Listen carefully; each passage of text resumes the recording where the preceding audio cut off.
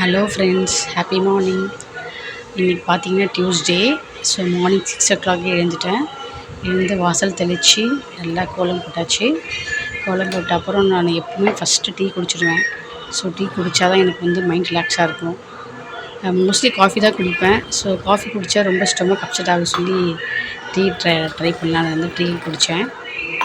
அதுக்கப்புறம் பார்த்திங்கன்னா வந்து மார்னிங் டிஃபன் வந்து என்ன பண்ணலான்னு யோசிக்கும் போது எம்டி சால்னா பண்ணலான்னு நினச்சிட்டு இருந்தேன்.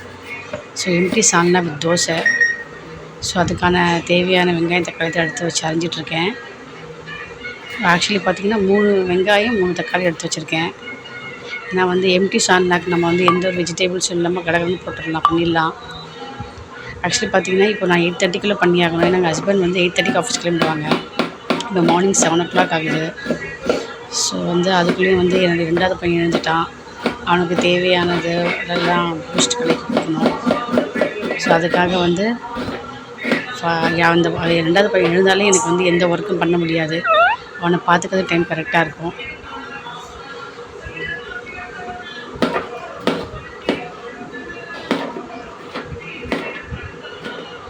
இப்போ பார்த்திங்கன்னா வந்து வெங்காயம் அரிஞ்சாச்சு, தக்காளி எல்லாம் எடுத்து வச்சாச்சு.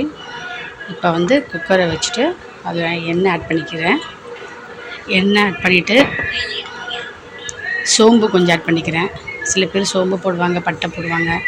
நான் வெறும் ப்ளெயின் எதுவும் மசாலாக்கு மார்னிங் மாதிரி எதுவும் மசாலா போடல. வெறுமே சோம்பு போட்டுட்டு கருவேப்பிலை, ஆனியனை, பச்சை மிளகா 2 பச்சை மிளகா எடுத்து போட்டிருக்கேன். அதுக்கப்புறம் இஞ்சி பூண்டு பேஸ்ட் வந்து ஆட் பண்ணிக்கலாம். நான் வந்து இஞ்சி பூண்டு பேஸ்ட் வந்து அரைக்கிறதுன்னு சொல்லி நான் வந்து பூண்டை தட்டி போட்டுட்டேன். தேங்காவை உடச்சி அரைச்சி வச்சுக்கலான்னு சொல்லி தேங்காய் சைட் பை வந்து தேங்காவை வந்து உடச்சி எடுத்து வச்சுக்கிட்டேன்.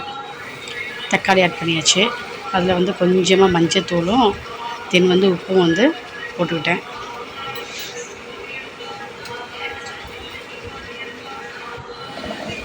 ஒரு தேங்காய் அரைக்கிறதுக்கு தேங்காய், கொஞ்சோண்டு சோம்பு, ஒரு பச்சை மிளகாய் அதை போட்டு நல்லா அரைச்சி எடுத்துக்கிறேன்.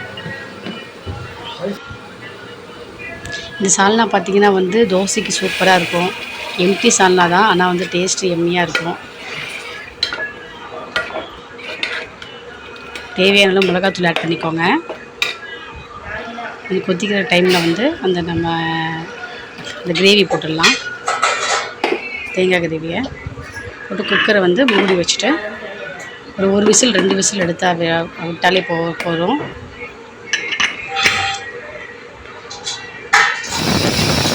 ஆக்சுவலி 2 விசில் விட்டுருக்கேன் நான். பார்த்திங்கன்னா இப்போ கம்மன்னு வந்து உங்களுக்கு சால்னா ரெடி ஆகிடுச்சு.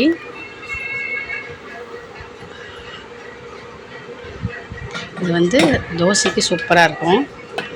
ஹெவி மசாலாவே இல்லை. உங்களுக்கு பார்த்தாலே தெரிஞ்சிருக்கும் உங்களுக்கு.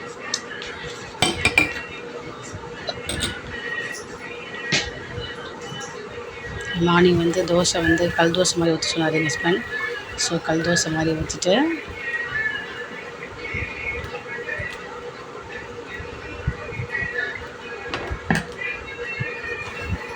இந்த வந்து எம்டி சால்னா வந்து உங்களுக்கு இட்லிக்கு எல்லாருக்கும், சப்பாத்தி, பூரி எல்லாத்துக்கும் சூப்பராக இருக்கும். ஸோ நீங்கள் ட்ரை பண்ணி பாருங்கள். தேங்க்யூ ஃபார் வாட்சிங்.